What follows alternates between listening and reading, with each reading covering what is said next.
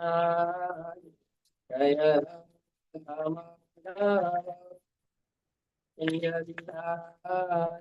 जय राम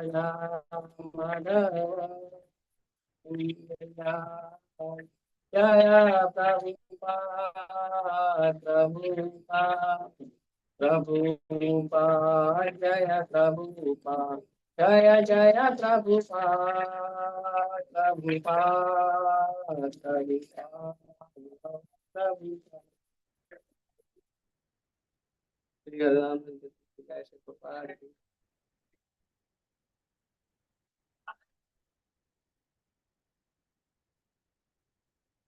ओम नमो भगवते वासुदेवाय ओम नमो भगवते वासुदेवाय ओम नमो भगवते वासुदेवाय।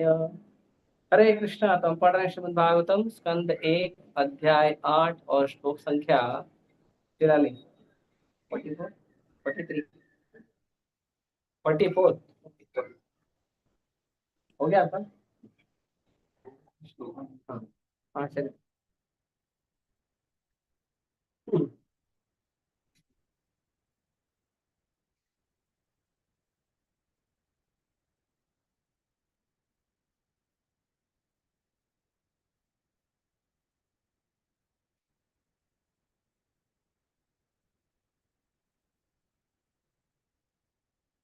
होना चाहिए ना। सुत उवाच पृथक् कलपदे परिणुता किलोदया मन्दं जहास वैकुण्ठो मोहयन्नीव मायया। सुत उवाच इतः ये कलपदे परिणुता किलोदयः मन्दं जहास वैकुण्ठो मोहयन्नीव मायया। सुत उवाच इतः ये कलपदे परिणुता किलोदयः मंदं जहास वैकुंठो मोहयन्नीव मायया। पढ़ो पढ़ो। हरे कृष्ण प्रभु जी। सूत उवाच प्रथयेतन् कल्पदे परिणुता अखिलोदया मंदजहास वैकुंठो मोहयत्रीव मायया। हरे कृष्ण। और हरे कोई कृष्ण प्रभु जी। सूत उवाच पृथयेतं कल्पदे परिणुताखिलोदय मंदं जहास वैकुंठो मोहयन्नीव मायया। हरे कृष्ण। हरे कृष्ण। और कोई और कोई ठीक है पढ़ो।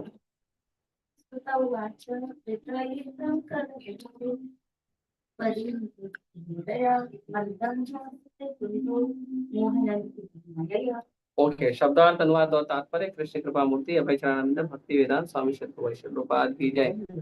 सूत उवाच सूत ने कहा पृथया पृथा कुंती द्वारा इत्थम यह कलपदय चुने हुए शब्दों द्वारा परिणुता पूजित होकर अखिला संपूर्ण उदय मंजस मंदम मंद मंद जहासा मुस्कुराए वैकुंठ भगवान मोहयन मोहित करते हुए एव सदृश माया अपनी योग शक्ति के द्वारा। ट्रांसलेशन अनुवाद। सूत गोस्वामी ने कहा इस प्रकार भगवान अपने महिमा गान के लिए चुने हुए शब्दों में कुंती द्वारा की गई प्रार्थना सुनकर मंद मंद मुस्कुराए। यह मुस्कान उनकी योग शक्ति के समान ही मोहक थी। तात्पर्य इस जगत में जो भी वस्तु मोहक होती है वह भगवान की अभिव्यक्ति कहलाती है। इस भौतिक जगत पर प्रभुत्व जताने में प्रवृत्त बद्ध जीव भी उनकी योग शक्ति से मोहित होते रहते हैं, लेकिन भगवान के भक्त भगवान की महिमा से भिन्न प्रकार से मोहित होते हैं और भगवान का कृपापूर्ण आशीर्वाद उन्हें प्राप्त होता रहता है। उनकी शक्ति का प्रदर्शन भिन्न प्रकार से होता है। इस प्रकार की विद्युत शक्ति विविध क्षमताओं में कार्य करती है। श्रीमती कुंती ने भगवान की प्रार्थना में उनकी महिमा का मात्र एक अल्पांश का कथन किया है। उनके सारे भक्त इसी प्रकार से चुने हुए शब्दों से उनकी पूजा करते हैं और इसी प्रकार भगवान उत्तम श्लोक कहे जाते हैं। यद्यपि भगवान की महिमा का वर्णन चुने हुए शब्दों से जितना ही क्यों न किया जाए, तथापि वह पर्याप्त नहीं है। फिर भी वे ऐसी प्रार्थनाओं से उसी प्रकार तुष्ट हो जाते हैं जिस प्रकार पिता अपने छोटे बच्चे की तोतली बोली से प्रसन्न हो जाता है। माया शब्द का प्रयोग भ्रम तथा कृपा दोनों अर्थों में होता है, लेकिन यहाँ पर शब्द कुंती देवी पर भगवान की कृपा के लिए व्यवहृत हुआ है। ओम अज्ञानतिमिरान्धस्य ज्ञानाञ्जनशलाकया चक्षुरुन्मिलितं येन तस्मै श्रीगुरवे नमः। श्रीचैतन्यमनोभीष्टं स्थापितं येन भूतले। पाठ करो, शो करो। स्वयं रूप कदा मह्यं ददाति स्वपदान्तिकम्। वन्देऽहं श्रीगुरो श्रीयुतापदकमलं श्रीगुरून् वैष्णवांश श्रीरूपं साग्रजातं सगणरघुनाथान्वितं तं सिद्धिं साद्वैतं सावधूतं परिजनसहितं कृष्णचैतन्यदेव श्रीराधा कृष्णपादान् सहगणललिता श्रीविशाखान्वितांश नमो विष्णुपादाय कृष्णकृष्णाय भूतले श्रीमदे भक्तिवेदांत स्वामी निति नामिने नमस्ते सारस्वते देवे गौरवाणी प्रचारिणे निर्विशेष शून्यवादी पाश्चात्य देशतारिणे नमो विष्णुपादाय कृष्णपृष्ठाय भूतले श्रीमदे भक्ति सिद्धांत सरस्वती इति नामिने श्रीवासुभानवी देवी दयिताय कृपाब्धये कृष्ण संबंध विज्ञान दायिने प्रभुवे नमः। माधुर्य उज्ज्वल प्रेमार्य श्री रूपानुग भक्तिदा हे गौर करुणा शक्ति विग्रहाय नमस्ते। नमस्ते गौरवाणी श्रीमूर्ते दीनतारिणे रूपानुगविरुद्धाप सिद्धांतहारिणे नमो गौर किशोराय साक्षात् वैराग्यमूर्तये विप्रलम्बर सांभूते पादाम्बुजाय नमः। नमो भक्ति विनोदाय सच्चिदानंद नामिने गौर शक्ति स्वरूपाय रूपानुगवराय गौराविर्भाव भूमि निर्दिष्टा सज्जन प्रिय वैष्णव सार्वभौम श्री जगन्नाथाय ते नमः। वाञ्छाकल्पतरुभ्यश्च कृपा सिन्धुभ्यैव च पतितानां पावनेभ्यो वैष्णवेभ्यो नमो नमः। नमो महावदन्याय कृष्ण प्रेम प्रदायते कृष्णाय कृष्ण चैतन्य नाम्ने गौरश्री नमः। पंचतत्वात्मकं कृष्णं भक्तरूप स्वरूपकं भक्तावतारं भक्ताख्यं नमामि भक्तशक्तिकं। हे कृष्ण करुणा सिन्धु दीनबन्धु जगत्पते गोपेश गोपिका कांत राधा कांत नमस्ते। जयतां सुतरूपं मम मन्दा मतिर्गति मत्सर्वस्य पादाम्भोजो राधा मदन मोहनो दिव्य वृंदारण्य कल्पद्रुमादः श्रीमद्रत्नागार सिंहासनस्थो श्रीमद् राधा शील गोविंद देव प्रशालवि सेव्यमानो स्मरामि। श्रीमान रासरसारंभी वंशी भट्टटैस्थितः कर्षन् वेणु स्वनिर्गोपी गोपीनाथाय श्रीत्सुनः सप्तकाञ्चन गौरांगी राधे वृंदावनेश्वरी वृषभानुसुते देवी प्रणमामि हरिप्रिये। जय श्री कृष्ण चैतन्य प्रभु नित्यानंद श्री अद्वैत गदाधर शिवासादि गौर भक्तवृंद। हरे कृष्णा कृष्णा कृष्णा हरे हरे हरे राम राम राम हरे।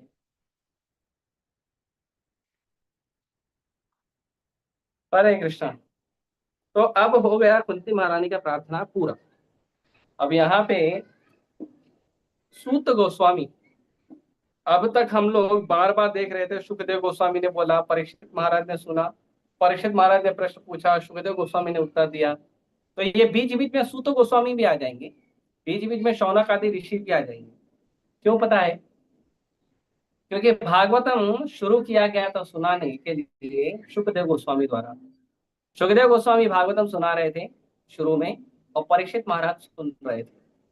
परीक्षित महाराज जब भागवतम सुन रहे थे तो परीक्षित महाराज के साथ वहां पे कई सारे और भी भक्त सुन रहे थे और उसी में बैठे थे सूत गोस्वामी। और सूत गोस्वामी ने सुखदेव गोस्वामी से भागवतम सुना था। और कलयुग जब शुरू होने वाला था तो नैमिषारण्य के जंगलों में, नैमिषारण्य जो है जंगल है, आरण्य मतलब जंगल होता है और नैमिष नाम है उसका जगह का।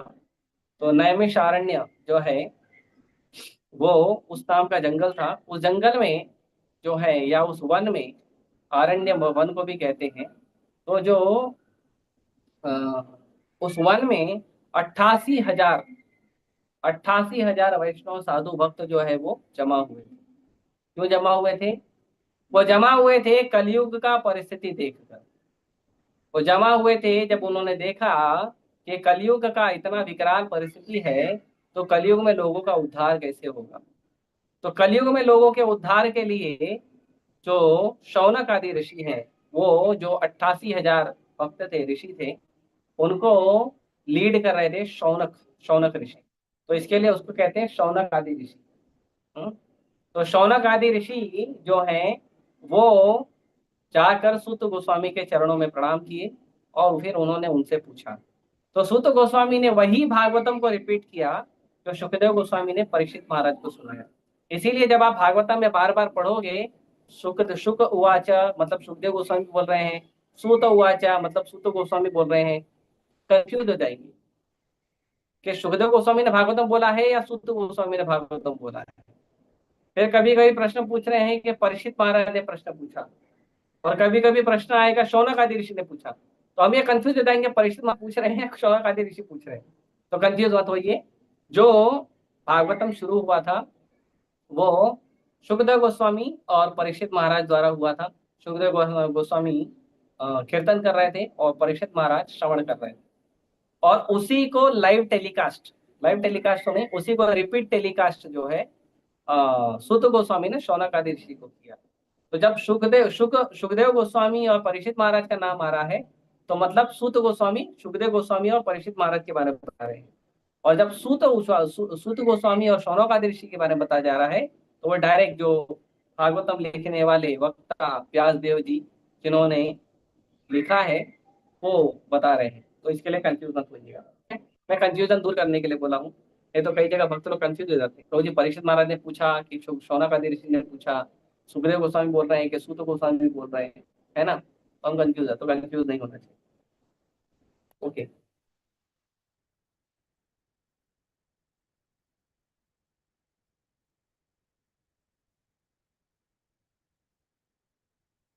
ओके। तो यहाँ पे सूत गोस्वामी कह रहे हैं, पृथा पृथा पृथा इत्थम कलपदे परिणूत अखिल उदय। तो यहाँ पे शब्द उपयोग हुआ है कि पृथा ने कहा। तो कुंती महारानी का एक नाम है पृथा, क्योंकि कुंती महारानी जो है वो जहाँ पे जन्म ली थी, उसके बाद कुंती महारानी जो है उनको उनके पिताजी ने एक अपने मित्र के पास भेज दिया था कुंती महारानी को, और कुंती महारानी वहाँ पे पली बड़ी है। तो वहाँ का जो साम्राज्य था वो पृथा का साम्राज्य था। तो वहाँ पे कुंती महारानी का नाम पड़ा पृथा। ठीक है, हर एक चीज के पीछे कारण होता है, नाम के पीछे भी कारण। तो वहां पे कुंती महारानी का नाम पड़ा प्रथा, कुंती महारानी का नाम प्रथा। और तो अर्जुन है, अर्जुन को क्या बुलाया जाता है? प्रथा पुत्र। क्या उसको शब्द है? हाँ कुंती, हाँ कुंती पुत्र। तो कुंती महारानी के पुत्र के रूप में अर्जुन को बुलाया जाता है। इसके लिए अर्जुन को प्रथा पुत्र मतलब पार्थ कहा जाता है। पार्थ, पार्थ जो है, पार्थ शब्द जो है वो प्रथा के पुत्र के लिए। इसीलिए कभी कभी युधिष्ठिर महाराज को भी पार्थ कहते हैं। भगवान कभी कभी संबोधित करते हैं युधिष्ठिर महाराज को, तो भगवान कहते हैं हे पार्थ। तो हम पार्थ तो अर्जुन सुने हैं, नहीं युधिष्ठिर महाराज भी पार्थ हैं, दुर्योधन भी सॉरी युधिष्ठिर महाराज भी पार्थ हैं, भीम भी पार्थ हैं, और नकुल और सहदेव भी पार्थ हैं, और अर्जुन भी पार्थ है ना। तो ये सब पार्थ एक्चुअली अगर देखा जाए तो अर्जुन और युधिष्ठिर और भीम ये तीनों कुंती महारानी के पुत्र हैं। और जो दो पुत्र हैं नकुल और सहदेव, ये माद्री के पुत्र हैं। एक्चुअली ये इनके भी पुत्र नहीं है। जो कुंती महारानी जो है उन्होंने देवताओं से प्रार्थना करके इन पुत्रों का आह्वान किया। तो देवता लोग में विवाह के पहले जब कुंती महारानी ने आह्वान किया था, तो विवाह के पहले सूर्य देव प्रकट हुए थे, और सूर्य देव ने कुंती महारानी के कान से एक संतान उत्पन्न किया, कान से उत्पन्न हुआ। इसके लिए उसका नाम पड़ा था कर्ण। कर्ण मतलब कान। क्योंकि एक कुंती माँ ने डर गई थी कि अगर विवाह के पहले तो बहुत बदनामी होता था, है ना। आजकल तो बाबा लोग पे केस चल रहे हैं, बेचारे दो बाबा फंस गए बोल के। तो आजकल तो सब चलता है, लोगों को अच्छा लगता है लिव इन रिलेशनशिप, ये सब पहले पहले इन सब चीजों को अच्छा नहीं माना जाता। तो जो कुंती महारानी है, कुंती महारानी के कान से कर्ण पैदा हुआ, इसके लिए उसका नाम कर्ण है। और विवाह के बाद जो धर्मराज हैं, यमराज जी, जिनको धर्मराज भी नाम है, उनसे उनके आशीर्वाद से प्रकट हुए थे युधिष्ठिर महाराज। इंद्र से प्रकट हुए थे इंद्र से प्रकट हुए थे अर्जुन, और वायु से प्रकट हुए थे भीम। ठीक है। और जो अश्विनी कुमार हैं, अश्विनी कुमार हैं जो मेडिसिन के देवता हैं, ये अश्विनी कुमार मेडिसिन के देवता हैं। तो अश्विनी कुमार जो है वो प्रकट हुए थे, उनके आशीर्वाद से प्रकट हुए थे नकुल और सहदेव। इसके लिए महाभारत युद्ध में जो अश्विनी कुमार युद्ध में रहते तो मेडिकल सिस्टम भी देखते थे। ठीक है। तो इसके लिए इनका नाम प्रथा। तो कहते हैं प्रथा इत्थम, प्रथा ने क्या ऐसा बताया, क्या बताया, कलपदय, कलपदय मतलब चुने हुए शब्दों द्वारा। तो भगवान कृष्ण का एक नाम है उत्तम श्लोक। उत्तम श्लोक का मतलब होता है कि वेदों में, शास्त्रों में अनेकों शब्द बताए गए हैं, अनेकों, ऐसे तो सभी शब्द पूर्ण हैं। वेद शास्त्र को शब्द ब्रह्म कहा जाता है। शब्द ब्रह्म का मतलब है कि ये जो वेद और शास्त्र है ये स्वयं भगवान है। स्वयं भगवान है मतलब क्योंकि भगवान का वाणी है, भगवान का वाणी है इसीलिए स्वयं भगवान है। ठीक है। तो इसके लिए उसको शब्द ब्रह्म कहा जाता है। लेकिन उस वेद में भी, वेद और पुराण में भी, शास्त्रों में भी जो सबसे सिलेक्टिव, सबसे चुने हुए शब्द हैं, वो सारे चुने हुए शब्द हैं भगवान के। जितने भी वेद पुराण में जितने भी भगवान, जितने भी गुणगान हुए हैं या जितने भी शब्दों का उपयोग किया गया है, उन सारे शब्दों में जो सबसे टॉप मोस्ट, जो सबसे श्रेष्ठ शब्द हैं, वो उपयोग किए जाते हैं भगवान कृष्ण के लिए। इसके लिए भगवान कृष्ण का नाम है उत्तम श्लोक। भगवान कृष्ण को उत्तम श्लोक कहा जाता है क्योंकि भगवान श्री कृष्ण जो है तो उत्तम श्लोक द्वारा भगवान का गुणगान किया जाता है। ऐसे तो कई सारे देवी देवता हैं, उनका भी गुणगान किया जाता है, लेकिन कृष्ण के लिए जो सबसे बेस्ट शब्द है पूरे शास्त्रों में, वेदों में, पुराणों में, वही उपयोग, सारे शब्द उपयोग नहीं। ऐसा नहीं किसी देवी देवता का गुणगान कर रहे हैं तो उनको जैसा गुणगान किया ऐसे भगवान का भी कर देते, नहीं। देवी देवता का ऑब्वियसली, देवी देवताओं के लिए भी लोग प्रयास करते हैं अच्छे शब्द उपयोग करें, पर कृष्ण के लिए लोग सावधान रहते हैं सबसे बेस्ट ही हो। इसीलिए हमें कृष्ण को बेस्ट देना चाहिए, कृष्ण को हमें बेस्ट देना चाहिए, खराब चीज नहीं देनी चाहिए। हाँ। हम लोग विरार में, हमारा एक छोटा सा सेंटर है, सेंटर मतलब जगन्नाथ जी है वहाँ पे। तो विरार में जो सेंटर है हमारा, तो भक्त लोग जाते हैं, तो भक्त लोग कैसे वहाँ पे जाके सब्जी खरीदते नहीं है। विरार के मार्केट में भक्त लोग जाते हैं बड़ा बड़ा गोनी लेके, गोनी मतलब कट्टा, क्या क्या बोलते हैं उसको? चावल भरने वाला, उसको अलग अलग नाम है, गोनी बोलते हैं, कट्टा बोलते हैं। तो वो बैग, राइस का बैग लेके जाते हैं, राइस का या जो भी बड़ा बैग, आटे का बैग, तो इसमें आटा राइस का, उसको लेके जाते हैं। और वो लोग वहां पे जो सब्जी वाले हैं उनको प्रसाद देते हैं, बढ़िया स्वीट प्रसाद बना के लेके उनको देते हैं, प्रसाद देते हैं, उनको बोलते हैं भगवान के लिए सब्जी दो, और वो लोग सब्जी देते हैं। तो वो लोग जो जो वो लोग भक्त तो है नहीं, लेकिन उनको बोलते हैं भगवान के लिए दो, तो वो लोग क्या करते हैं, फ्री में दे रहे हैं लेकिन बेस्ट देते हैं, फ्री में देते हैं लेकिन बेस्ट देते हैं। कभी कभी हम लोग कुछ सब्जी कुछ खरीदने जाते हैं, हम दे रहा है तो हम उसको बोलते हैं क्या, हम भगवान के लिए देते हैं। जैसे ही भगवान के लिए सुनते हैं शब्द, वो तुरंत वो क्या करते हैं, सबसे अच्छा वाला देते हैं और डिस्काउंट भी कर देते हैं। तो इसलिए कपड़े में जाते हैं तो फायदा होता ही है। तो भगवान के लिए हर वस्तु बेस्ट होनी चाहिए, हर वस्तु। और उसकी शुरुआत होनी चाहिए हमारे सुबह से। सुबह का पहला समय कृष्ण के लिए, पहला समय। आप सोकर उठो, पहला टाइम कृष्ण का। उसके बाद आप नहा धो के जप करके पहला टाइम कृष्ण को दो। उसके बाद आप घर का दूसरा काम चालू करो। इवन जो माताएं घर में गृहिणी हैं, कुकिंग करती हैं, अभी आज के समय पे तो मैं नहीं देखता हूँ, पहले ऐसा होता था कि माताएं जो है सुबह 5 बजे 6 बजे कुकिंग चालू करती थी। अभी आजकल की माताएं नहीं करती। आजकल की माता उठ जाए 5 बजे 6 बजे तो ऐसा होता, अहो भाग्य, जगदम्बा देवी प्रकट हो गई है सुबह सुबह, ऐसा लगता है ना। माता के प्रभु जी भी ऐसे ही है, सब निकल लोगी माता से प्रभु जी सब ऐसे ही है। माताएं थोड़ा जल्दी उठती हैं और बाद में प्रभु जी भी आराम से उठते हैं, है ना। तो एक जगदम्बा एक जगदीश्वर है। तो ये लोग, माताएं उठती है 7 बजे 8 बजे, जगदीश्वर उठे 10 बजे 11 बजे। हाँ? और जॉब पे जाना हो तो जल्दी उठते हैं, वो भी कौवे की तरह उठते हैं, कौवे की तरह उठेंगे, धीरे धीरे धीरे नहाएंगे, इधर उधर एकदम, मतलब ऐसा सुपर स्पीड में काम करते हैं। क्या लगा है शरीर में मालूम है, वो ऑफिस में जाने के बाद जब कलीग कमेंट करता है तो पता चलता है ये लगाया था, आधा ही लगाया है। तो जो भी है, तो लोग जो है देरी से उठते हैं, पर एक्चुअली उठना चाहिए सुबह जल्दी, उठना चाहिए। सबसे बेस्ट टाइम होता है 24 घंटे में ब्रह्म मुहूर्त। ब्रह्म मुहूर्त बेस्ट टाइम वही होता है। पूरे 24 घंटे में जो बेस्ट टाइम है वो कृष्ण का होना चाहिए, ब्रह्म मुहूर्त।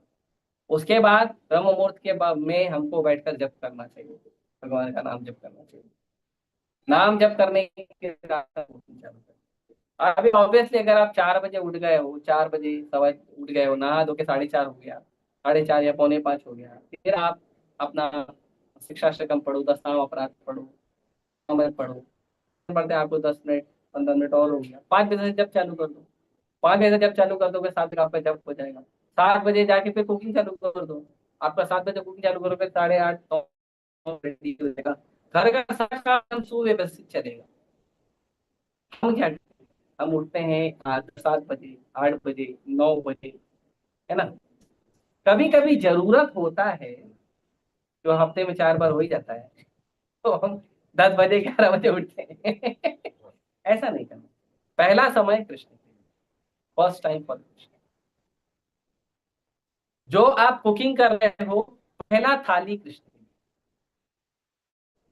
पहला थाली कृष्ण जो कुकिंग कर रहे हो, तो हर वस्तु में पहला कृष्ण को देना चाहिए। अब पहला क्यों, तो पहले में प्रेम होता है। गोखलेश्वर को इसको बहुत सुंदर तरीके से बताते हैं कि जैसे मान लो कि पिताजी पिताजी बाहर से आए और उन्होंने एक मिठाई का डब्बा लेके आया, और वो मिठाई का डब्बा उन्होंने आसन हो, छोटे छोटे आसन, ठीक है क्या? वो दे दो। तो मान लो कि पिताजी एक मिठाई का डब्बा लेकर आए, मिठाई का डब्बा लेके आए, और वो मिठाई का डब्बा लेके आए कि उन्होंने क्या किया, अपनी गुड़िया को दे दिया, अपनी बिटिया को दे दिया, बिटिया को दिया। अब वो बिटिया, अगर बिटिया, अब मिठाई का डब्बा तो पिताजी ही लाके दिए, बिटिया तो लाई नहीं। लेकिन जब बिटिया को दिए तो बिटिया ने डब्बा, वो सबसे पहला मिठाई पिताजी को दी, सबसे पहला। अब पिताजी क्या बोलेंगे, मेरा ही मिठाई मुझे दे दी। वो पहला मिठाई जो है, अगर वो पिताजी को देती है, पिताजी खुश होते हैं। क्यों? क्योंकि वो पहला मिठाई।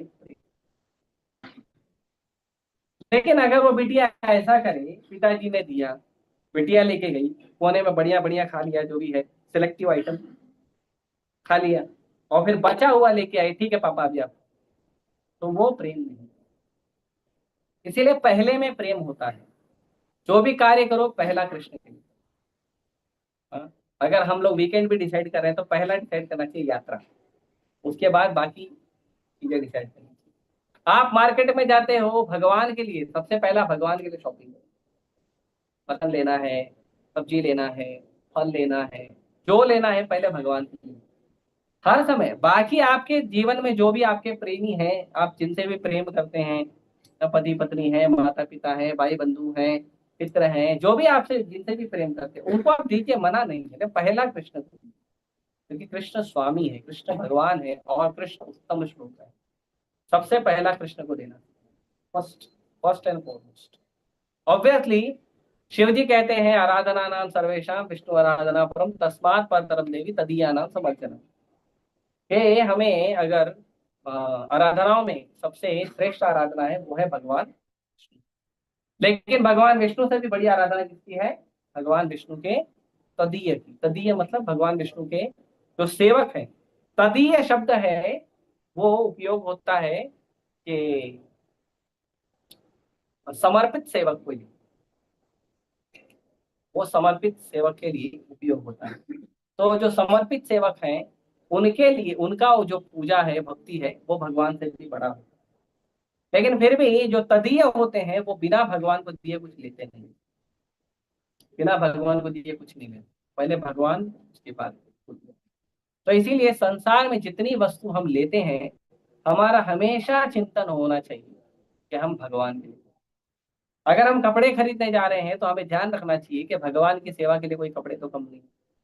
जैसे रुमाल है भगवान को विग्रह सेवा के लिए जो कपड़े की जरूरत है, भगवान के लिए पर्दा चाहिए, जो भी वस्तु है।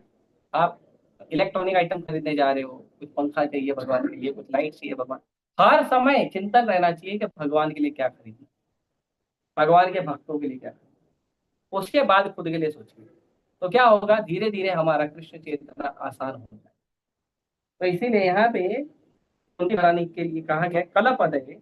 जो पद है, जो पद है वो सबसे बेस्ट पदों को, सबसे बेस्ट श्लोकों को, सबसे बेस्ट शब्दों को चुनकर कुंती महारानी ने क्या किया, भगवान का गुणगान किया। और कैसे गुणगान किया?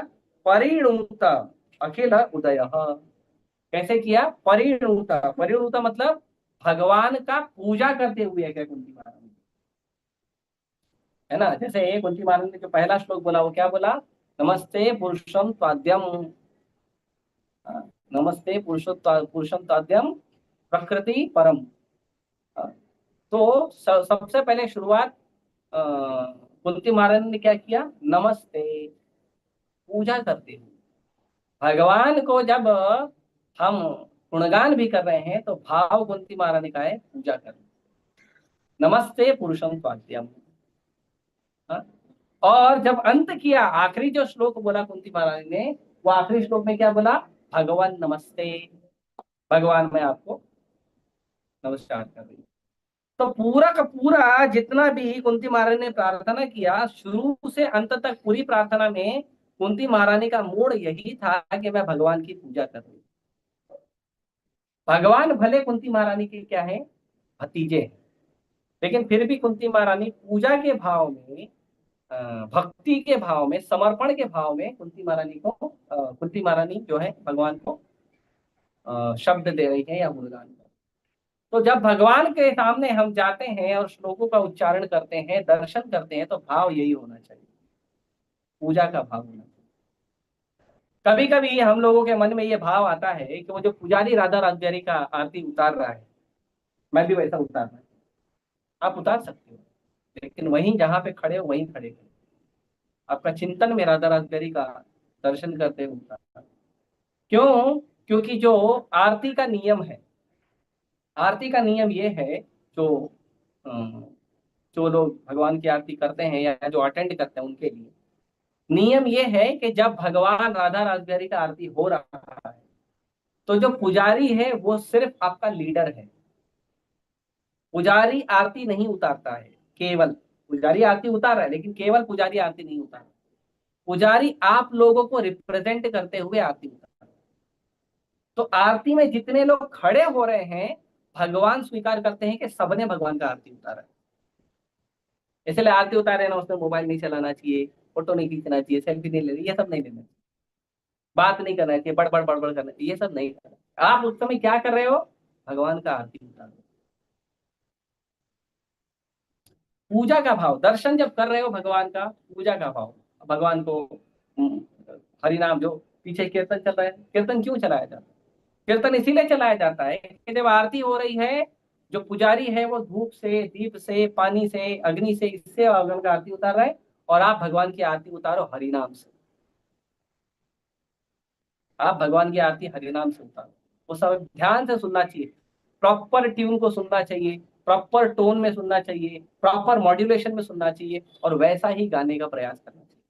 लेकिन ऐसा नहीं गाना चाहिए कि केवल आपकी आवाज सबको सुनाई, वो भी ध्यान रखना चाहिए। हमको कोरस में गाना है, कोरस में मतलब सभी भक्तों के साथ गाना है, एकदम मतलब भगवान को सुनने में आनंद आना चाहिए। भगवान की आरती जो हम जब जाते हैं आरती में, तो हमें उसी तरह से कीर्तन को सुनना चाहिए और आरती उतारना चाहिए। या जो आरती गा रहे हैं, जैसे कंसार दावानल गाते हैं या गौर आरती गाते हैं, तो उस समय हमको उस तरह से ये भाव होना चाहिए।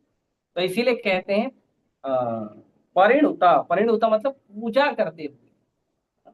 तो कुंती महाराज से पूजित होकर अखिल उदय, अखिल, अखिल का मतलब होता है कंप्लीट और उदय का मतलब होता है यश। जो भगवान का, कुंती महाराज ने क्या गुणगान किया, तो कुंती महाराज ने भगवान के यश का गुणगान किया, भगवान के फेम का गुणगान। ऐसे तो भगवान के बहुत सारी वस्तुएं हैं, जैसे भगवान के 6 ऐश्वर्य हैं, सुंदरता है, ज्ञान है, बुद्धि है, ज्ञान और बुद्धि की सुंदरता है, ज्ञान है, बल है, और और यश है, वैराग है, और क्या है, हाँ?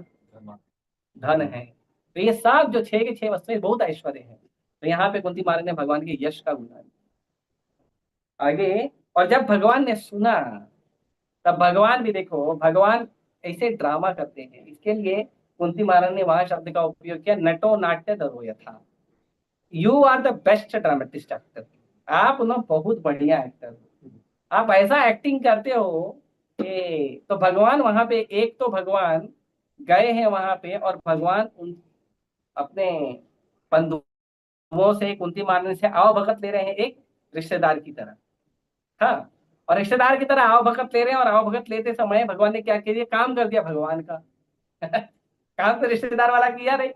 हाँ, और ब्रह्मास्त्र को शमन करना साधारण काम तो है नहीं, और वो भी गर्भ के अंदर। ब्रह्मास्त्र को तो अर्जुन ने भी शमन किया था, है ना, लेकिन गर्भ के अंदर तो अर्जुन नहीं शमन कर सकता। लेकिन भगवान गर्भ के अंदर जाके, और भगवान सबको लाइव टेलीकास्ट भी दे रहे थे। वहां पे जितने लोग खड़े थे, वो लोग देख रहे थे कि पुत्रा माता के गर्भ में भगवान गए हैं और उसके गर्भ में भगवान ब्रह्मास्त्र का शमन कर रहे हैं।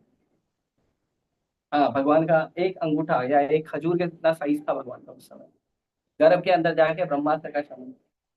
अब भगवान सेवा ले रहे हैं कैसे, एक रिश्तेदार की तरह। हाँ, और भगवान काम कर रहे हैं भगवान का। तो कुंती महारानी जो है यहाँ पे गुणगान भी वैसे ही कर रही है, कृष्ण भी बोल रही है, भगवान भी बोल रही है ना। जैसे पिछले श्लोक में शुरू होता है श्री कृष्ण कृष्ण सखा, और अंत कहाँ से हुआ, भगवान नमस्ते। हाँ, तो वो भी परप्लेक्स है, और भगवान भी यहाँ पे, इसीलिए भगवान मुस्कुरा रहे हैं। ये भगवान भी यहाँ पे मुस्कुरा रहे हैं कि कुंती महारानी मुझे अपना भतीजा भी बोल रही है, भगवान भी बोल रही है, प्रेम भी उमड़ रहा है भतीजे की तरह, और भगवान की तरह सम्मान भी दे रही है। इसको कहते हैं, ये है वात्सल्य भाव। और ये कैसा वात्सल्य है, ये है ऐश्वर्य युक्त वात्सल्य भाव। ये ऐश्वर्य युक्त वात्सल्य भाव। वात्सल्य तो है, कुंती महारानी जो है वो माँ के स्तर पे है, हुआ है भगवान की, तो माँ के स्तर पे है, तो वो वात्सल्य तो है माँ का स्तर का। लेकिन उसमें कृष्ण को भगवान देखना, कृष्ण के यश को, कृष्ण के ऐश्वर्य को देखना, कृष्ण के जो उत्तम श्लोक शब्दों में गुणगान करना, ये ऐश्वर्य है। जैसे जब यशोदा मैया, यशोदा मैया जो है वो कृष्ण को कभी भगवान स्वीकार की। यशोदा मैया के सामने भगवान 7 दिन 7 रात तक गोवर्धन उठा के रखे। यशोदा मैया के सामने भगवान कालिया के फन पे नाचे। यशोदा मैया के सामने तृणावर्त का वध हुआ। यशोदा मैया के सामने पूतना का वध हुआ। लेकिन यशोदा मैया ने कभी स्वीकार नहीं किया कि मेरा लल्ला भगवान है, कभी नहीं स्वीकार किया। ये राक्षस लोग आए, मेरे बच्चे को परेशान किए, वो तो भगवान नारायण की कृपा थी, भगवान विष्णु की कृपा थी, उन्होंने बचा लिया मेरे बच्चे को। भगवान नारायण का। और जो वृंदावन वासी है वो तो ये बोलते थे कि क्योंकि हमने पिछले जन्म में बहुत अच्छा कर्म किया है, हमने हमने पिछले जन्म में बहुत अच्छा पुण्य किया है, इसीलिए भगवान नारायण जो है इस बच्चे की रक्षा कर रहे हैं। और ये जो बच्चा है ना, ये भी बहुत पुण्यवान है, इसीलिए इसकी रक्षा स्वयं भगवान कर रहे हैं। उसको मानना बच्चा ही भगवान है, राइट। तो इस तरह से उन लोगों ने कभी नहीं स्वीकार किया कि कृष्ण भगवान है। यह है शुद्ध वात्सल्य, कि कृष्ण भगवान की तरह कार्य कर भी रहे हैं तो भी कृष्ण को भगवान नहीं स्वीकार। ठीक है, वो भगवान की कृपा से हो गए। हाँ, यहाँ तक कि जब नंद महाराज गोवर्धन रखने के बाद, गोवर्धन को जब भगवान वापस रख दिए, तो दूसरे दिन नंद महाराज के पास सारे गांव वाले आए, सभा किए, ये सब किए। और उसके बाद नंद महाराज से सब लोग पूछे, तो नंद महाराज कहते हैं कि गर्गाचार्य ने कहा था, जब सब लोग बोल रहे थे तुम्हारा बेटा तो भगवान है, कोई देवता है, कोई दैवी शक्ति है, तो नंद महाराज कहते हैं कि गर्गाचार्य ने ऐसा कहा था कि मेरा जो बेटा है वो नारायण से 1 इंच भी कम नहीं है। मतलब मेरा बेटा है वो, लेकिन वो नारायण के समान है, और फिर भी वो मेरा बेटा ही है। तो ये शुद्ध वात्सल्य है। भगवान है, भगवान भगवत्ता प्रदर्शित कर भी रहे हैं, लेकिन माता पिता उनका जो वात्सल्य है, जो माता पिता का वात्सल्य स्नेह है, वो कभी कम नहीं। इसलिए भगवान ने जब उखल से यमलार्जुन वृक्षों को गिरा दिया, तो उखल से जब भगवान यमलार्जुन वृक्षों को गिराए तो वहां पे बहुत जोर से आवाज आया। तो वहां पे जो खड़े बच्चे लोग थे, बच्चों को पूछा गया कि यमलार्जुन वृक्ष गिरा कैसे, कोई तेज हवा आई, क्या आंधी आई, कि कोई असुर आया? तो बच्चे लोग बोलते थे ये तुम्हारा बेटा ही गिराया है। ये तुम्हारा बेटा 2 पेड़ के बीच में गया और उसने उखल को खींचा और उखल गिर गया। अभी लॉजिकली भी संभव नहीं है। उखल जो होता है वो जनरली मिट्टी और पत्थर का होता है। हाँ, और रस्सी तो नॉर्मल कपड़ा है, कपड़ा या जो नारियल का जो छिलका होता है उससे रस्सी बन रही है। अब नारियल के छिलके का रस्सी किसी पेड़ को कैसे गिराएगी, कितना भी मोटा रस्सी लो। और वो उखल पत्थर या मिट्टी है, उससे खींचेगा भी तो उखल टूट जाएगा, है ना। अब ये तो भगवान की अचिंत्य शक्ति है कि भगवान एक रस्सी से 2 पेड़ गिरा देते हैं, है ना। तो उसमें भी कुछ लोगों ने बच्चे की बात को स्वीकार किया कि हाँ ये बच्चा थोड़ा पावरफुल है, कृष्ण थोड़ा पावरफुल बच्चा है। हाँ, लेकिन कुछ लोग उन बच्चों को ही डांटने लगे, ना लायक लोग, झूठ बोलते हो तुम लोग, मस्ती करते हो तुम लोग, हमारे साथ खेल रहे हो तुम लोग, कैसे एक छोटा सा लल्ला गिरा देगा। तो वो लोग कभी नहीं मानते। लेकिन जब भगवान आए कंस का वध करने के लिए, और भगवान ने कंस का वध किया, और वहां पे चाणूर का, मुष्टिक का, और भी जो रेसलर थे उनका वध किया, और भगवान वहां पे कुवलया पेड़ हाथी का वध किया, और वहां पे भगवान ने धनुष भंग, वहां पे भी धनुष यज्ञ हो रहा था, तो वहां पे भी भगवान ने धनुष तोड़ा था। तो वहां पे धनुष भंग किया भगवान ने। भगवान ने मार पीट ये सुपर हीरो की तरह फाइटिंग किया। वहां पे भी नंद महाराज यशोदा मैया देख रहे थे। हाँ, और बाद में जो सुबल, सुमंगल और मधुमंगल जो भगवान के सखा लोग हैं, वो आए, तो उसमें से जो सुबल है राधा रानी का भाई, सुबल राधा रानी का भाई, वो बोला ऐसे कैसे तू मार सकता है उन लोग को, हमसे तो हार जाता है कुश्ती में, चल फिर लड़ाई कर। और फिर लड़ाई किया, सुबल ने भगवान को हरा दिया। तो सुबल बोलता मेरे को बुलाना चाहिए था, तू कहीं के लड़ाई की। ये भगवान के भक्त हैं ऐसे, वो कभी स्वीकार नहीं करते तुम भगवान। हाँ? लेकिन जब देवकी और वसुदेव के पास भगवान गए, और देवकी और वसुदेव जो वात्सल्य से देवकी माता का जो प्रेम से इनका हृदय भर गया, तो देवकी माता वहां कहती है, नहीं वहां नहीं, उसके बाद ऐसा हुआ। तो बाद में वो गए, भगवान गए गुरुकुल में पढ़ाई करने, उज्जैन में पढ़ाई की। पढ़ाई करके जब भगवान वापस आए, तो देवकी माता कहती है कि मुझे अपने 6 मरे हुए पुत्र को वापस देखना है। तो मैंने सुना है तुम भगवान हो, और तुमने क्या किया है, तुमने अपने गुरु के मरे हुए बच्चे को वापस लाए हो, तो मुझे मेरे भी बच्चे देखने। तो वो सारे के सारे जो 6 बच्चे थे वो वरुण लोक में थे। तो बोले मुझे भी उनको देखना, तो भगवान उनको लेके आए 6 बच्चों को। तो वहां पे देवकी माता हालांकि उनको भगवान के रूप में स्वीकार कर रही है, लेकिन बच्चे के रूप में, अपने बच्चे के रूप में स्वीकार कर रही है, लेकिन फिर भी उनका भगवान का भगवत्ता का भाव जो है वो बना हुआ। तो ये वात्सल्य है, लेकिन ऐश्वर्य युक्त वात्सल्य है, मिक्स है। जैसे भक्ति होता है, तो भक्ति में भी कर्म मिश्र भक्ति होता है, ज्ञान मिश्र भक्ति होता है, ध्यान मिश्र भक्ति होता है।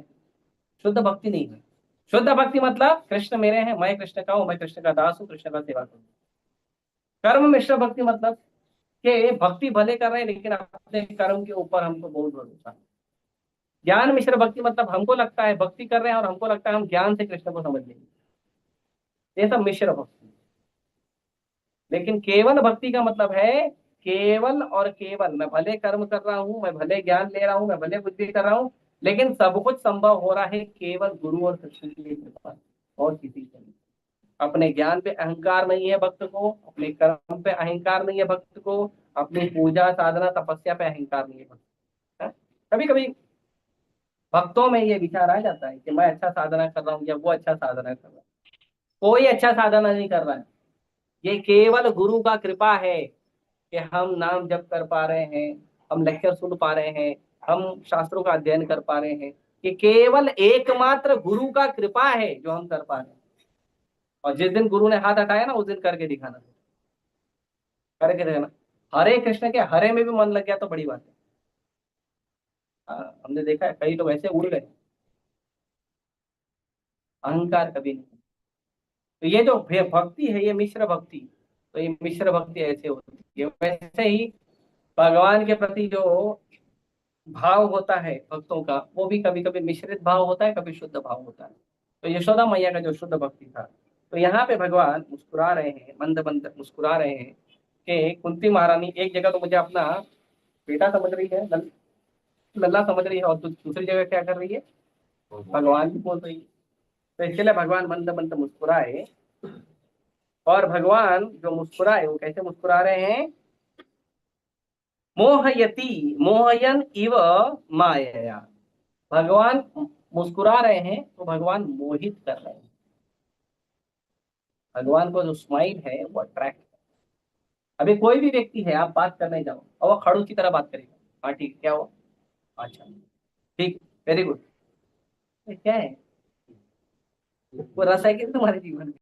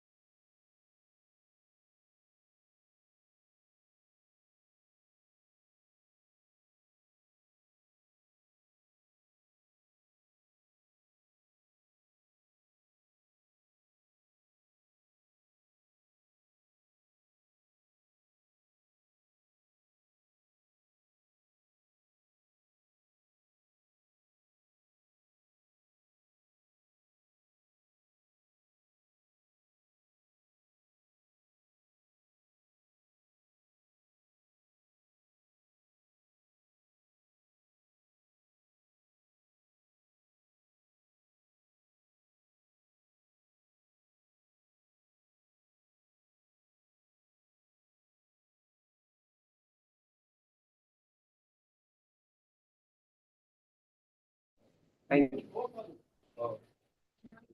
बाद में बात करो ना, या दूर लेके जाओ उनको, यहाँ पे क्यों खड़े।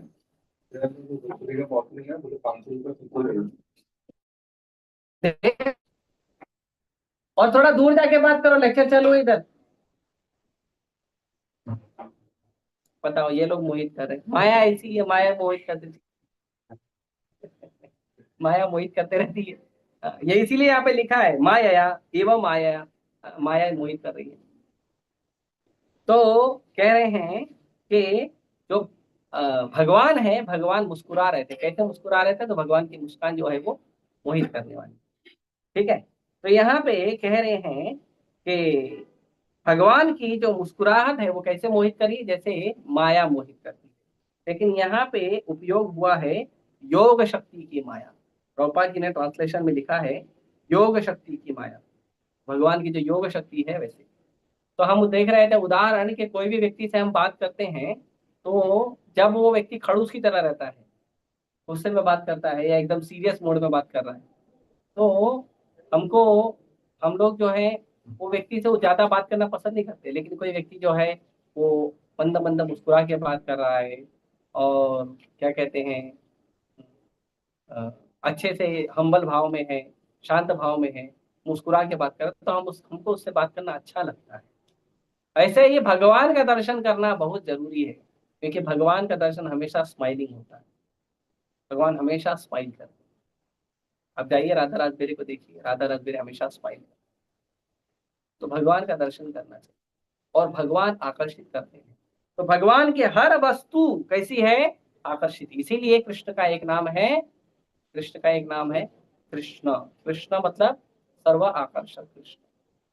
इसीलिए प्रभुपाद जी कहते हैं कि अगर भगवान का कोई नाम होना चाहिए तो वो होना चाहिए कृष्ण। कृष्ण मतलब जो सबको आकर्षित करते हैं, मनुष्यों को, देवताओं को, भक्तों को, असुरों को, सबको आकर्षित करते हैं भगवान। तो भगवान सर्वाकर्षक है। और यहाँ पे प्रभुपाद जी कह रहे हैं कि जैसे चुने हुए शब्दों में हम करें, तो प्रभुपाद जी यहाँ पे तात्पर्य में लिख रहे हैं कि आप कितना भी चुने हुए शब्दों में भगवान के से का गुणगान करो या उनको प्रार्थना करो, कितना भी चुने हुए शब्दों में करो, लेकिन फिर भी कम पड़ जाएगा। आप करे वो कितना? एक अंश मात्र, एक लेश मात्र कुंती महाराज ने नहीं किया। तो आप एक लेश मात्र, एक अंश मात्र कर रहे हो और अनंत शेष जो है हजारों हजारों मुख से अनंत युगों से करते आ रहे हैं और उन्होंने शुरू भी नहीं किया। बोलते हैं अनंत शेष ने शुरू भी नहीं किया भगवान का गुणगान, अनंत काल से कर रहे हैं, अनंत मुखों से कर रहे हैं। अनंत शेष उन्होंने शुरू भी नहीं किया है, तो हम कितना करेंगे? हमको लगता है प्रभु जी भगवत पढ़ के हो गया, प्रभु जी भागवतम पढ़ के हो गया। अरे हुआ किधर? हाँ? भगवत गीता पढ़ के हो गया भागवत? तो तुम्हारे आए क्या चार हाथ आए? कृष्ण दिखते क्या हर जगह पे? नहीं दिख रहे। तो जो हमारा शुरू भी नहीं हुआ है, हमारा तो पढ़ के नहीं हुआ है, गुणगान करके कैसे होगा? तो फिर भगवान कैसे स्वीकार करेंगे? तो प्रभुपाद जी बहुत सुंदर, इसके लिए आचार्यों के शब्दों को पढ़ेंगे ना, हृदय को आनंद मिलता है, एक संतुष्टि आती है कि मैं कुछ भी हूं, कितना भी अधीम हूं, कितना भी पतित हूं, कितना भी निकृष्ट हूं, कितना भी नगण्य हूं, लेकिन फिर भी भगवान मुझे स्वीकार करेंगे। ये भाव आता है जब हम आचार्यों का पालन। प्रभुपाद जी यहाँ पे लिखते हैं कि भगवान अपने भक्तों की प्रार्थना को वैसे ही स्वीकार करते हैं जैसे एक पिता छोटे की तोतली बोली को प्रेम से स्वीकार करता है। और बच्चा प्रेम से, तो बच्चे को तो बोलना नहीं आता, तोतला बोल रहा है, नहीं बोलना आया है उसको, लेकिन पिताजी को अच्छा लगता है। पिताजी पूरे घर के लोग जो बात बोल रहे हैं, बड़ा बड़ा स्टेटमेंट दे रहे हैं, बड़ा बड़ा बात कर रहे हैं, उसको नहीं सुनते हैं। जब बच्चा तोतला बोलता है, पूरे घर के लोगों का बात बंद कर देते हैं, उसका बात सुनते हैं। भगवान है। यहाँ तक कि ऐसा बताया जाता है कि वैकुंठ लोक में, वैकुंठ लोक में तो बहुत सारे पक्षी हैं, फल हैं, फूल हैं, बहुत सारे अलग अलग, और बहुत मधुर मधुर गाने वाले जो पक्षी हैं वो कलरव करते हैं। कलरव समझते हैं? हाँ, वो जो ची ची ची ची करते हैं ना, तो कलरव बोलते हैं। तो वो कलरव करते हैं। लेकिन जब वहां पे मधुमक्खी, मधुमक्खी क्या कर हूं करती है ना, उसमें तो कोई स्वीटनेस नहीं होता है। जब वो आती है भगवान का गुणगान करने के लिए, तो सारे पक्षी चुप हो जाते हैं और उसका सुनते, वो भगवान का कैसे गुणगान। भक्तों में ये भाव होना चाहिए। कोई अच्छा सेवा कर रहा है, इसका मतलब नहीं है कि जो भक्त टूटा फूटा या इन एक्सपीरियंस से सेवा कर रहा है वो गलत कर रहा है, उसको हेय दृष्टि से देखना चाहिए या उसको उतना सम्मान नहीं देना चाहिए। जो गुरु होते हैं या जो गाइड होते हैं वो उसको करेक्शन देते हैं, समझाते हैं, लेकिन हमको उस भक्त के प्रति कभी ईर्ष्या या द्वेष नहीं होना। कोई अच्छा सेवा कर रहा है उसे द्वेष मत करो, उसे ईर्ष्या मत करो, और जो कोई खराब सेवा कर रहा है या टूटा फूटा सेवा कर रहा है या कोई कम सेवा कर रहा है, छोटी सेवा कर रहा है, उससे द्वेष मत करो। ये नहीं होना चाहिए। है आपको, अरे प्रभु जी आपको नहीं आता, कितनी बार मैंने बोला प्रभु जी आपको समझता है प्रभु जी, अरे आपका माला हुआ, अरे मैं बोला ना आपका 16 माला नहीं हुआ, आपका इतना अच्छा नहीं हुआ, आप कैसे करोगे प्रभु जी? बाबा इधर से प्रभु जी, आप जाके वो गुलाब जामुन खाओ। नहीं, कोई अगर सेवा करना चाहता है, भले छोटा सेवा कर रहा है, क्योंकि कभी कभी कोई कुछ प्रभु जी उसको नहीं आता सेवा, आप क्यों दिए सेवा प्रभु जी, देखो ना वो देरी कर रहा है। अरे प्रभु जी को पता है क्यों सेवा दिया। वो भले टूटा फूटा कर रहा है, भले कम भाव में कर रहा है, भले गड़बड़ कर रहा है, लेकिन फिर भी उसको सेवा क्यों दिया है? क्योंकि कुछ करने का मन है ना उसका, दिया है। प्रभु जी होशियार, प्रभु जी क्या करते हैं, उसको भी सेवा देते हैं और जो परफेक्ट करता है उसको भी, दोनों को सेवा देते हैं, दोनों को सेवा में लगा के रखा है। इसको क्यों लगा के रखा है? ये इसका चेतना सेवा में लगा रहे हैं, और उसको क्यों है, वो फटाक से करके दे देगा। दोनों को सेवा में लगाए। और कभी कभी बोलते प्रभु जी मुझे तो आता ही नहीं, सीख के करो। अरे सीख के कैसे करो प्रभु जी, क्या बात कर रहे हो आप? है? तो प्रभु जी का दिमाग नहीं समझ सकते आप, क्योंकि प्रभु जी चाहते हैं कि आप जो भी सेवा कर सकते हो कृष्ण के लिए कुछ करना सीखो, कुछ करना सीखो। कोई बोलता है प्रभु जी मैं धाम नहीं आ सकता, क्यों प्रभु जी? पैसे का प्रॉब्लम। ठीक है, एक काम करो, 1000 रुपये काम, डिस्काउंट दे रहे हो? अरे भाई उसका सिचुएशन देख, तुम तो 10,000 ज्यादा दे सकते हो, वो बेचारा नहीं दे सकता है, डिस्काउंट दे। नहीं प्रभु जी ये तो गलत बात हो गई, ये तो भेदभाव है। अरे भेदभाव, चेतना भी देखो, चेतना में समानता है, चेतना में भेदभाव नहीं है। तो कई सारी जो चीजें हैं, कई बार जब, इसके लिए कहते हैं कि जो वैष्णव हैं, जो गुरु हैं और भगवान है, इनके काम में हमको दोष नहीं देखना, इनके काम में हमको दोष बुद्धि नहीं रखना चाहिए।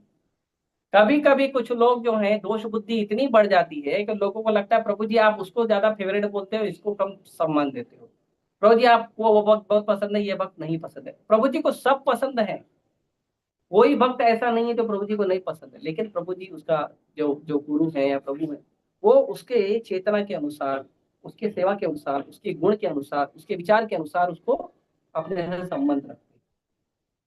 जैसे कुछ लोग हैं, प्रभु जी मेरे को आपसे बात करने का बहुत मन करता, बहुत बहुत मन करता, बहुत मन करता, बहुत बात करता। हाँ ठीक है करो, जब कब करेगा, साधना कब करेगा? और जो व्यक्ति बात नहीं है, अरे उसको बुलाओ बात करना। अरे मैं बात करना चाहता हूँ, तुम उसको क्यों बुला रहे हो? अरे अजीब है। प्रभु जी भी ठीक है, अरे मैं सामने बैठा हूँ ना प्रभु जी, मैं से बात करो ना, मैं बात करना चाहता हूँ। सही बात है, आप बात करना चाहते हो, लेकिन सबसे बात करना जरूरी है ना, सबसे कनेक्टिविटी जरूरी है ना। हाँ? नहीं मैं तो प्रभु जी से बहुत अच्छा, मैं मालूम है एकदम इतना अच्छा बात करता हूँ ना, मेरे एरिया में सब लोग मेरे को रिस्पेक्ट देते हैं। नहीं, हमको इतना मतलब ये इतना भाव नहीं रखना चाहिए कि हम फेवरेट हैं बने या ना फेवरेट बने। ऑब्वियसली हमको फेवरेट बनना चाहिए गुरु का, कृष्ण का, साधु का, लेकिन अहंकार मन में कभी मत लाइए कि मैं अच्छा सेवा कर रहा हूँ, मैं रोज सुबह मंगला आरती उठता हूँ, मैं, मेरा सोना माला तो सुबह ही हो जाता है, मैं सेवा बहुत अच्छा करता हूँ। मतलब मैं जब सेवा करके देता हूँ ना प्रभु जी करेक्शन भी नहीं देते, पता है? जिस दिन मन में भाव आएगा ना उसी दिन करेक्शन आएगा और जिस दिन आप एकदम डर डर के भेजोगे ना, अभी तो अच्छा बना है, ठीक है देखो कुछ करेक्शन तो आ जाएगा, उस दिन कोई करेक्शन नहीं आया। उस दिन प्रोजी होता है ओके वेरी गुड, अरे ये क्या है राइट। तो भगवान को शरणागति चाहिए। आप सेवा आप करके क्या दो? ब्रह्मा जी की तरह सृष्टि बना के दो, ब्रह्मा जी की तरह बना के देते। हाँ, प्रभु जी मतलब, अरे प्रभु जी मेरा साधना, आप चेक कर लो प्रभु जी क्या बात करें, आप चेक कर लो मेरा साधना देखो। अच्छा शिव जी की तरह करो, एक बार समाधि में जाते तो कितने युग निकल जाते पता ही नहीं चलता। भागवत कथा करो चतुर कुमार की तरह, 4 भाई हैं और चारों भाई निरंतर कथा करते हैं, कोई सुनने वाला हो या ना हो। चार भाई कैसे कथा करते बताए? जैसे कभी कभी कुछ लोग बोलते हैं प्रभु जी हमारे लिए मंदिर होता, आसपास तो अच्छा होता, प्रभु जी सेंटर भी नहीं है, प्रभु जी कोई लेक्चर भी नहीं है। और कभी कभी भक्त फोन करते, अरे प्रभु जी आप यात्रा निकाल दिए हो, लेक्चर नहीं हो रहा है, हम कैसे अटेंड करें, हमारा कैसे उद्धार होगा? चार भक्त ही ना, दो भक्त ही ना, कैसे? चतुर कुमार क्या करते हैं कि जब कोई ऑडियंस नहीं है भागवत कथा करने के लिए या भगवान का गुणगान और चर्चा करने के लिए, या कहीं पे कथा नहीं चल रही है सुनने के लिए, तो चतुर कुमार में चार में से चारों मिलके एक आदमी को डिसाइड करते हैं कि वो बैठ के कथा करेगा, तीन बैठ के सुनेंगे। हाँ। और चारों चारों के चारों इक्वल लेवल पे, चारों के चारों भगवान के शुद्ध भक्त हैं, महाभागवत हैं, महाजन हैं। उनको क्या जरूरत है? क्या जरूरत बताओ? नहीं। निरंतर भगवान की कथा, आप चाहे शुद्ध हो गए हो, सीनियर डिवोटी हो गए हो, सीनियर मोस्ट हो गए हो, आप महाशुद्ध हो गए हो, महाजन बन गए हो, लेकिन भगवान की कथा का नित्य निरंतर श्रवण कीर्तन होते हैं। और कैसा करना चाहिए? जैसा आपको आता है वैसा करो। अरे प्रभु जी मेरे को तो श्लोक याद नहीं होता, अरे प्रभु जी मैं तो ठीक से पढ़ भी नहीं पाता हूँ गीता भागवत, कोई बात नहीं, जैसा आता है वैसा तो करो। अरे आप में करने का भाव तो होना चाहिए। नहीं प्रभु जी मेरे को नहीं हो रहा प्रभु जी। प्रभु जी मालूम है, दूसरे भक्त लोगों को एक पेज पढ़ने को 10 मिनट लगता है, मेरे को एक पेज पढ़ने को आधा घंटा लगता है, तो क्या हुआ? आपको 10 मिनट ही पढ़ना ना, एक पैराग्राफ पढ़ो, ट्राई तो करो। अब इसके उदाहरण में मैं एक कथा सुनाता हूँ। चैतन्य महाप्रभु जब दक्षिण भारत गए तो दक्षिण भारत में श्रीरंगम मंदिर में पहुंचे। श्रीरंगम मंदिर के पास जब भगवान पहुंचे तो वहां पे एक ब्राह्मण जो है वो गीता पढ़ रहा था। लेकिन जब वो गीता पढ़ रहा था तो सब लोग उसके ऊपर हंस रहे थे। तो महाप्रभु बोले ये तो अजीब है, कोई गीता पढ़ रहा, अभी उस समय तो वैदिक संस्कृति थी 500 वर्ष पहले, और वो भी धाम, भगवान का धाम है, और धाम में कोई गीता पढ़ रहा और हंस रहे, तो अजीब बात है, तो होना नहीं चाहिए। क्यों हंस रहे हैं? तो भगवान गए उसके पास और भगवान उसको पूछे क्या पढ़ रहे हो? तो ऐसे एवरीडे कोई ना कोई उसको आगे पूछा था क्या पढ़ रहे हो, बोले गीता पढ़ रहे हो, और हंसने लग जाता। तो भगवान भी गए, भगवान पूछे क्या पढ़ रहे हो? तो उसने भगवान को देखा और भगवान को उत्तर दिया मैं भगवत गीता पढ़। क्यों? क्योंकि उसने भगवान को देखकर समझ में आया कि भगवान जेन्युइन प्रश्न पूछ रहे हैं, भगवान हंसने के लिए मजाक उड़ाने के लिए नहीं पूछ रहे। उसको पता ही नहीं था भगवान। तो भगवान ने जब सुना कि वो गीता पढ़ रहा तो भगवान पूछे तुम गीता पढ़ रहे हो तो लोग हंस क्यों रहे हैं? तो बोलता है क्योंकि मुझे पढ़ना नहीं आता इसलिए मैं गीता पढ़ रहा हूँ और इसलिए वो हंस रहे हैं। पढ़ना आता ही नहीं है तो गीता को भी कभी सीधा पकड़ता था कभी उल्टा पकड़ता था। तो भगवान पूछे जब पढ़ना ही नहीं आता तो फिर कैसे पढ़ रहे? तो उसने कहा देखो मेरे गुरु ने कहा है रोज गीता पढ़ो। अभी हम लोग होंगे तो क्या बोलेंगे? ऐसे हमारे कई सारे भक्त हैं पढ़ने नहीं आता है, रोज हमको पढ़ने नहीं आता, हम नहीं पढ़ सकते, तो उनको बोलना पड़ता है ठीक है लेक्चर सुनो, ऑनलाइन लेक्चर सुनो, है ना? लेकिन वो दृढ़ता होनी चाहिए कि अगर कहा गया पढ़ने के लिए लेके बैठो तो सही, वो लेके बैठते भी नहीं। कभी कभी कुछ भक्तों को कहा जाता है प्रभु जी ये बुक पढ़िए, प्रभु जी मेरे को पढ़ना नहीं आता। कभी कभी कहा जाता है भक्तों को प्रभु जी श्लोक पढ़िए, प्रभु जी पढ़ना नहीं आता। अरे ट्राई तो करो। आपको गुरु ने कहा है, आपको आपके गाइड ने कहा है, why don't you try? You try at least. आपको उनके शब्दों को सम्मान करके बैठ जाओ, कृष्ण आपके हृदय में से आपको ज्ञान दे देंगे। कृष्ण आपके हृदय से ही पूरा कंट्रोल करते हैं। Why don't you do that? नहीं करेंगे। उनको अपनी, हम लोगों को अपनी कमी पे इतना ज्यादा भरोसा होता है कि गुरु के और गाइड के शब्दों पे भरोसा नहीं होता। हम लोगों को अपनी कमी पे ज्यादा भरोसा है, कृष्ण की कृपा पे, गुरु के और गाइड के शब्दों पे भरोसा ही नहीं। और वो आपको रिक्वेस्ट कर रहे हैं, अरे आप करो तो आप ट्राई तो करो, और आप उसको उनको कन्विंस कर देते हो कि प्रभु जी मैं बोल रहा हूं ना आप मेरा बात नहीं सुन रहे। और कभी कभी तो प्रभु जी ने थोड़ा फोर्स किया तो प्रभु जी ही चेंज कर देते, काउंसिलर चेंज। श्रद्धा रखना चाहिए। तो उन्होंने कहा मेरे गुरु ने कहा है गीता पढ़ने के लिए, इसीलिए मैं पढ़ा। भगवान बहुत खुश। तो भगवान कहे ठीक है, गुरु ने कहा है पढ़ने के लिए, तुम गीता पढ़ रहे हो, लेकिन पढ़ भी तो नहीं पा रहे हो, आप कैसे पढ़ रहे हो बताओ। तो उसने कहा कि मैं रोज गीता सुनता हूँ, जो जो याद होता है गीता लेके वही बड़बड़ करते रहता हूँ। मतलब वो गीता देख कर नहीं पढ़ रहा है, उसको मन में जो स्टोर किया है ना वही रिपीट कर रहा है, जो भी श्लोक वगैरह सुना है या वही रिपीट कर रहा है। अजीब है, कोई ऐसे करेगा सब पागल बोलेंगे ना, इसी में लोग हंसते थे। तो भगवान बोले चलो सब ठीक है, रो क्यों रहे हो, रो क्यों रहे हो। वो रो रहे थे, हमेशा गीता पढ़ते थे तो रोते थे, रो क्यों रहे हो।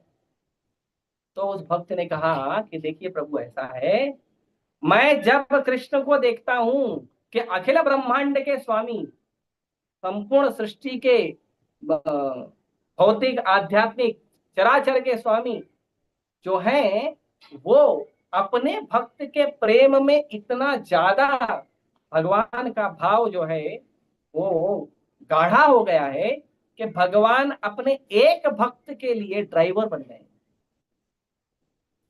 भगवान कितने भक्त वत्सल हैं, कितना प्यार करते हैं भगवान अपने। बस भगवान का ये प्रेम देख कर ना मेरा हृदय रहा नहीं जाता है और मेरे आंखों से अश्रु। चैतन्य महाप्रभु ने तुरंत गले लगाया उसको, और चैतन्य महाप्रभु ने कहा जितने भी लोग यहाँ है ना, इन सब में तुमने असली गीता समझा, पढ़ने नहीं आता है तो भी गीता समझ गया, पढ़ने नहीं आता तो क्यों। बहुत ज्यादा इंपॉर्टेंट चीज है, शिक्षा है, गुरु के शब्दों पे विश्वास रखकर प्रयास कीजिए, जितना आता है उतना प्रयास, फूटा फूटा आता है टूटा फूटा प्रयास, पीछे मत हटो। क्या होगा, आपकी सेवा रिजेक्ट हो जाएगी ना, आपने करके दिया है तो क्या होगा, सेवा रिजेक्ट हो जाएगी ना। तो सेवा रिजेक्ट करने के लिए तो सेवा करो, कम से कम गुरु को पता तो चले कि तुमने प्रयास किया था। रिजेक्ट होने के लिए तो करो, कम से कम रिजेक्ट तो होगे। सेवा ही नहीं करोगे तो ना एक्सेप्ट हुआ ना रिजेक्ट हुआ। तो रिजेक्ट होने के लिए तो सेवा करो, ट्राई तो करो, प्रयास तो करो। कभी कभी एक सेवा रिजेक्ट, दो सेवा रिजेक्ट, तीन सेवा रिजेक्ट, हम फ्रस्ट्रेट हो जाते हैं, प्रभु जी मेरे को सेवा देते ही क्यों हो आप। आपको रिजेक्ट ही करना है तो सेवा क्यों देते हो। प्रभु जी चाहते हैं कि आप कृष्ण की सेवा में लगो, कृष्ण की चेतना में। तो जितना हमसे होता है उतना प्रयास करो। फिर मालूम है क्या हुआ, उसके बाद होता है क्लाइमेक्स। चैतन्य महाप्रभु स्वयं भगवान कृष्ण गीता ज्ञान दाता, भगवान वहां पे एक हफ्ता रुके और भगवान ने खुद उनको गीता सिखाया। यह होता है प्रयास, श्रद्धा रखकर भगवान के चरण कमलों में अपना जैसा सामर्थ्य है वैसा प्रयास करना। तो ये बहुत बड़ी चीज है सीखने के लिए। प्रभुपाद जी के तात्पर्य में प्रभुपाद जी कहते हैं कि भगवान हमारी सेवाओं को, भगवान हमारे गुणगान को, भगवान हमारे समर्पण को, भगवान हमारी श्रद्धा को, भले कलुषित है, भले टूटी फूटी है, भले कम है, भले बेकार है, भले नगण्य है, भले संसार की दृष्टि में सबसे खराब है, फिर भी कृष्ण स्वीकार करते हैं ऐसा समझ के, जैसे एक पिता अपने तोतले बच्चे की तोतली भाषा को स्वीकार करते। इसीलिए हमेशा लगे रहिए, आपको सेवा नहीं भी करने आता है प्रयास करिए, और ऐसे करते करते आप भगवान, और भगवान की कृपा हो गई तो फिर हो गया ना आपका सेवा। पिताजी ने अपने बच्चे का तोतली बोली सुन के बच्चे को अटेंशन दे दिया ना, बच्चे को परफेक्शन मिल गया ना। नहीं बोलने आता तो क्या हुआ, बच्चे का तो परफेक्शन हो गया ना पिताजी से बात करने का। जबकि जिनको बात करने आता है, अच्छा ग्रामर आता है, अच्छे वॉइस प्रोड्यूशन आते हैं, अच्छी शब्द है, अच्छी आवाज है, फिर भी पिताजी उनको नहीं सुन रहे, पिताजी तोतली भाषा सुन रहे हैं। तो परफेक्शन किसको मिला, तोतली भाषा वाली। इसीलिए कभी प्रयास नहीं रोकना चाहिए, कभी प्रयास नहीं रोकना चाहिए, हमेशा प्रयास करते हैं। और अभी जैसे मैं जब शुरुआत समय में मंदिर आते थे हम लोग, तो कभी कभी मंदिर आ रहे हैं, लेट हो गया, ऑटो में लेट हो गया, ट्रेन में लेट, दौड़ते दौड़ते पहुंचते थे मंदिर पर। तू जाना विफल हो गया है ना। कैसे विफल हो गया? मंदिर में तो एंट्री मिला ना, प्रभुपाद जी को तो प्रणाम किया ना, कैसे विफल हो गया? पत्थर तो मिले ना, विग्रह का दर्शन नहीं हुआ, प्रयास तो किया तुमने, कैसे विफल हुआ बताइए? कितना समय आप घर से निकल के या ऑफिस से निकल के या कहीं से निकल के मंदिर जा रहे थे, पूरा कृष्ण चेतना तो था ना, विफल कहाँ हुआ? तो कभी हम कभी भी लॉस नहीं है, कृष्ण की सेवा में हम हमेशा विजेता है, कभी लॉस में नहीं है, चाहे हमको सेवा करने आती हो चाहे नहीं करनी। हमारा सेवा एक्सेप्ट हो गया तो भी हम जीत गए, हमारा सेवा रिजेक्ट हो गया तो भी हम जीत गए। क्यों? क्योंकि सेवा करते समय जो चेतना रहता है ना, वो हमारी जीत है। हमारी जीत प्रभु जी ने सेवा एक्सेप्ट करना नहीं है, वो तो यश है, वो तो भौतिक ऐश्वर्य है कि प्रभु जी ने मेरा सेवा स्वीकार कर लिया, प्रभु जी ने मेरे को शाबाशी दिया, वेरी गुड बोला, और मानो प्रभु जी ने क्या बोला, तुमने बहुत अच्छा किया है। ये भौतिक यश है, इससे अहंकार है। भक्ति किससे बढ़ता है? चेतना से। सेवा करते समय जो तुम्हारा चेतना लगा था ना, वो भक्ति। इसीलिए हमारा सोसाइटी का नाम है international society for Krishna consciousness. तो हमारा जो सफलता है वो है कृष्ण कॉन्शियसनेस, कृष्ण भावना, वो सफलता है। हमारा सफलता नहीं है कि हमने सेवा अच्छे से किया या नहीं, ठीक है? जैसे दुर्योधन ने भगवान को 56 भोग दिया था, भगवान ने नहीं दिया, क्यों? क्योंकि he was not Krishna conscious. लेकिन उसी समय इमीडिएटली दुर्योधन के घर से निकल के भगवान विदुर के घर पे गए और विदुरानी से छिलका खा रहे हैं। Why? Because she was Krishna conscious. ठीक है? तो perfection doesn't matter to Krishna, what matter Krishna is your remembrance, your engagement in Krishna service. Krishna के लिए इंपॉर्टेंट ये नहीं है कि आप कृष्ण को क्या क्या कितना कितना करके दे रहे हो, अच्छी बात है, करके दे तो बहुत अच्छा है, लेकिन कृष्ण के लिए इंपॉर्टेंट है 24 घंटा कृष्ण की चेतना में लगे हुए। ठीक है? मैं यही रुकता हूँ, बहुत लंबा हो गया है। हरे कृष्ण। किसी को कोई प्रश्न है? एक प्रश्न लेते हैं जरूर।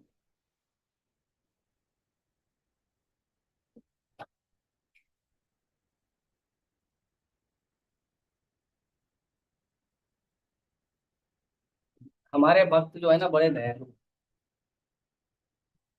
वो लोग बैठ के टाइप करते रहते हैं।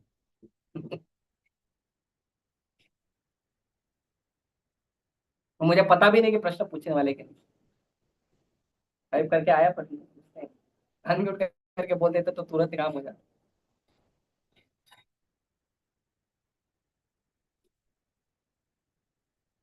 ठीक है, शायद कोई प्रश्न नहीं है, ध्यान रखिए। आप बोला था। हरे कृष्ण प्रभु जी, धन्यवाद, प्रणाम। दीक्षा लेने के बाद सिर्फ दीक्षा गुरु से ही सुनना चाहिए ना? कौन बोला था? ये किधर से आया?